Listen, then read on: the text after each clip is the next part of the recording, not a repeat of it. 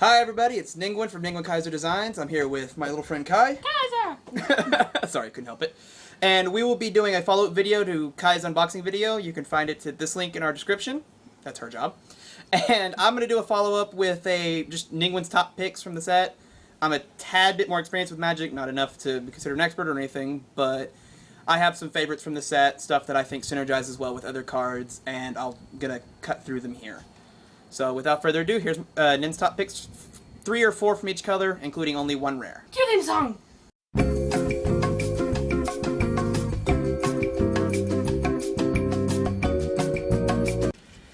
Alright guys, we're going to start with one of my personal favorites in colors. We'll do blue. We have 3 from here, and unfortunately she didn't unbox a rare, so we won't have any of those. I'm going to lead with a control spell of its own sort. We've got Claustrophobia. It's a cheaper version of what most people would play, which is like a follow-up with Icefall Regent from the Dragon set and a couple other fun cards like that. It taps a creature out, and it won't untap on their untap step.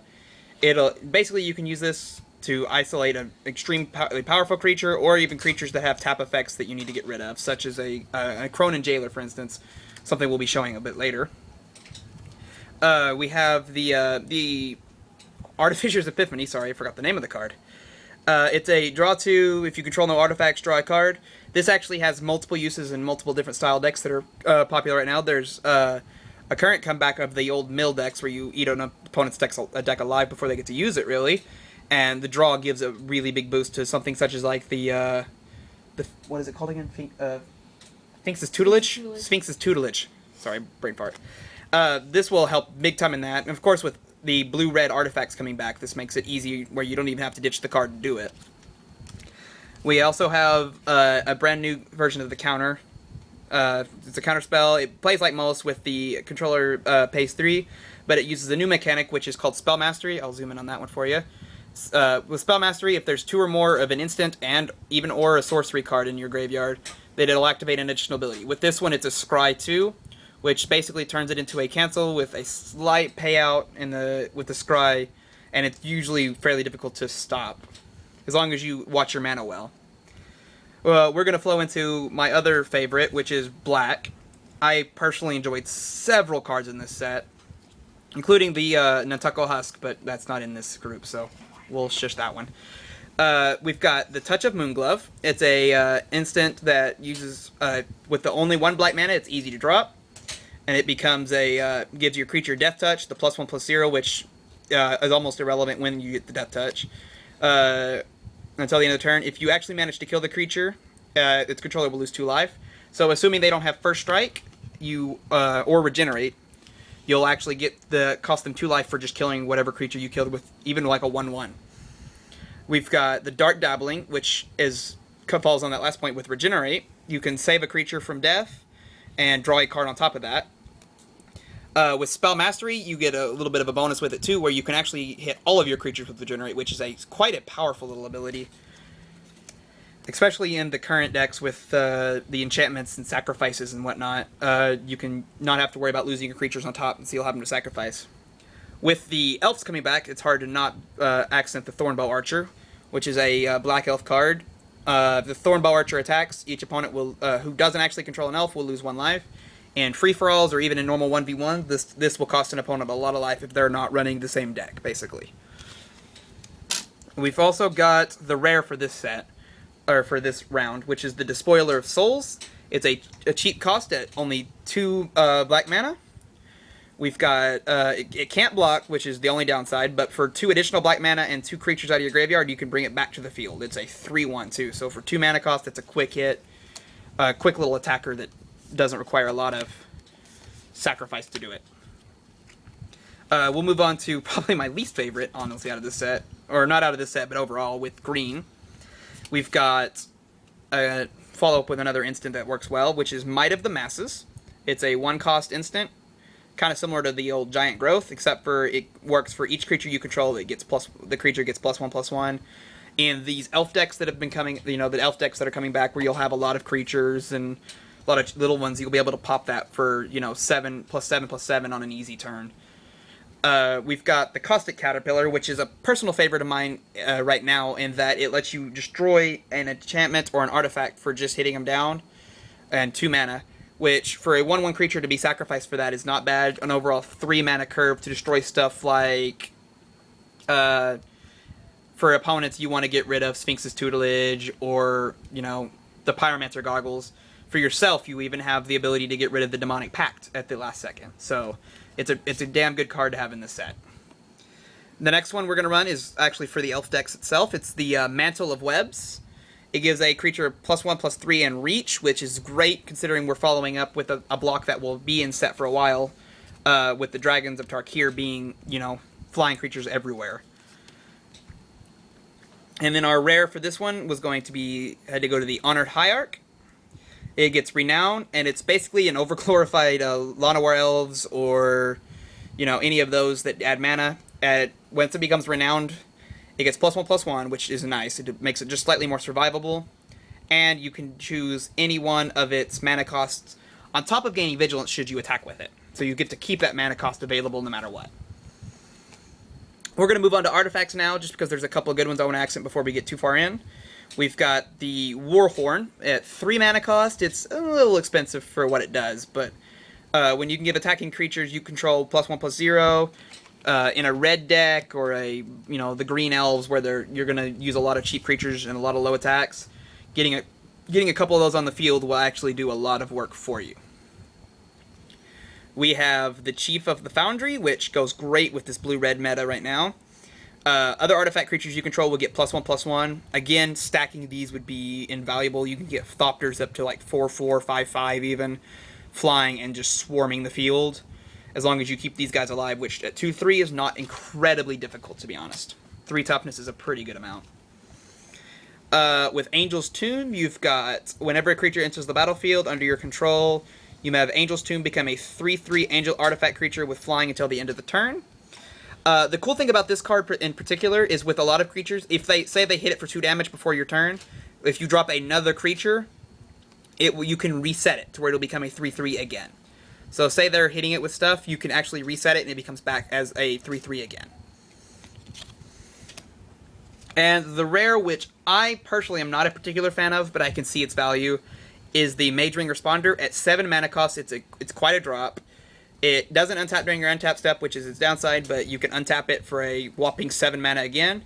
It's a 7/7, and whenever it attacks, it will smite out a creature almost indefinitely with 7 damage to it. It makes a good clear thing for like maybe a mana-heavy green deck, where you're going to have big creatures attacking anyway. You can clear something out of the way so you're making sure damage gets through, which isn't all bad. We'll move on to red next. I've got a particular fondness for some of these cards. With the Boggart Brute, it also brings in a new mechanic. It's a 3 mana cost Goblin, which works well with a lot of things in this set, including the Goblin Pile Driver, which is an intense little goblin. You get Menace, which means it cannot be blocked unless it's being blocked by at least 2 creatures. So for 3 mana, there's not a lot that's going to hit the field quite too early. It's also a 3/2, so you're almost guaranteeing 3 damage through every time it attacks, unless they're willing to sacrifice, 2 creatures at least. You've got the Thopter Engineer. This one's a fun little card with the blue-red coming into such a powerful play. It puts a 1/1 Thopter on the field, which is kind of par with a lot of them. There's a lot of things that do that. But this bottom ability, giving artifact creatures haste, is a really big deal in this set. Being able to drop a Thopter and attack with it on the same turn, you will be able to start sweeping in damage really fast. And then we've got our rare, which is Pia and Kiran Nalar. Chandra's parents. We've got, when Pia and Kiran Nalar enter the battlefield, put 2 of those Thopters on the field, which synergizes well with the last card.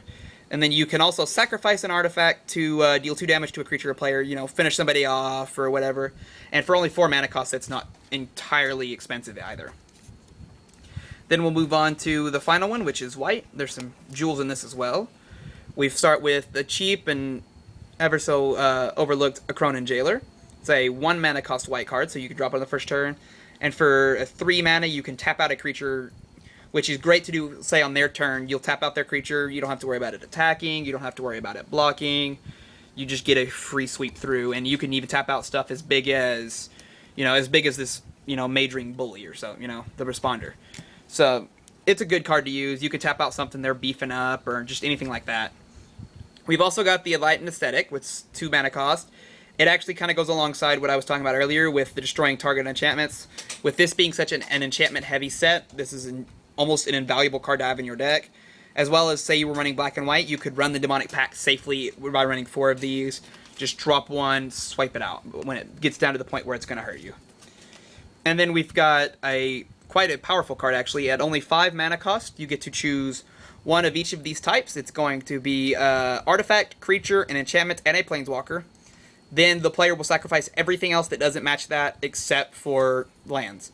This will be a great sweep as of turn 5. That's not hard to drop. And you can sweep them out of everything but 1 of each. Basically giving you a free hit if you're having like a large field. Like the black and white enchantment decks, you can run an Ninteco Husk and some like goblins and stuff. My particular fandom comes to the running the goblins from the Tarkir set, which is the Shambling Goblins, where they get -1 and -1 upon dying, and then channeling that into your Ninteco Husks. With this, you'll be able to force them down. And then I was going to show you through some of the... I wasn't a huge fan of a lot of the double colors in this, but there's some alright. I was just going to show you them all that she pulled, just because there's only, I think, 7 in the set, maybe 10 of the double colors. We've got the Reclusive Artificer, which is a 2 with a blue and a red in addition. It has haste, and when it enters the battlefield, you may have it deal damage to the target creature equal to the number of artifacts you control. So it fits quite well into the blue and red meta with those Thopters hitting the field constantly, especially with Thopter Spy Network being out. We've got the Citadel Castellan. It's a 3 mana cost, 1 green, 1 white, so obviously it's going to be green-white. We've got Vigilance and Renown 2. So Renown, I didn't think I explained this earlier, but with Renown, when it actually hits a player, it becomes Renowned and it gets counters equal to the Renown number, which in this case was 2. Earlier it was the 1 with the elf. As it grows, it gets the Vigilance, it becomes a 4/5, so it becomes quite a little wall with the Vigilance. And then we've got Bounding Krasis out of this one as well. It's also 3, but it's blue and green. It has Flash, which means you can play it anytime you can play an instant, reaction to anything. And when it enters the battlefield, you can tap or untap a target creature. So you can tap out an opponent's creature that's doing a lot of damage, or give yourself a blocker that can do, kill something. We've got also, with the lands, we've got the old favorites of Evolving Wilds. Not really a need to emphasize it, but it lets you sack it to put any basic land onto your field tapped. Good for multicolored decks. We've got the Caves of Kolios, a holographic, which is murdering the camera. Beautiful. It's just murdering the camera. You can tap it for 1 colorless mana like normal. It enters untapped. Or you can pay 1 damage to tap it for white or black. The beauty of these pain lands, I've also got another one here, which is blue and red, is that unlike other double color lands, they enter untapped. So you can use them immediately, so you don't have to wait. Especially with this one, the blue and red, where you're going to want to be dropping Thopters as quickly as possible. You don't want to have to wait on that mana. And then we've got, actually, Kaiser's favorite from this set so far of lands, and that's the Majoring Network. It defaults out with 1 mana, colorless mana to your pool, which is nice. Or for 1 mana and tapping it, you could put a counter on it. You can build these up as much as you want, and then you can remove them and tap it to add that much mana to your pool. So it's basically an infinite reservoir as long as you're willing to go. Especially if you have like a 1-drop into like a 5-drop. You can just tap this out for several turns and just gain mana and gain mana. And then just tap it out hard for like anything that says like, oh, tap X for this. Or, you can do a lot of work with that. So, yeah. Like I said, these are just what I personally like from what she pulled. It's not even the infinite, or, the whole size of this set or, anything too particular size. Huh? 272 cards. Yeah, between the 272 cards, we only see around 50 in this, maybe not even 50 individual ones in this particular size from this booster, or this fat pack. But these are just the ones out of this that I particularly liked. They're not necessarily the best cards, but they synergize well with other things, and they may not even suit what you like to play. But everybody deserves to pick their own playstyle, as long as you, stick with what you like. Magic's all about having fun, so don't let it, This isn't for the hardcores anyway. Don't need my help. But just, play to have fun, and definitely give these cards some thoughts. They do a lot of work for you. Alright, this is Ninguins signing out. Thank y'all, guys.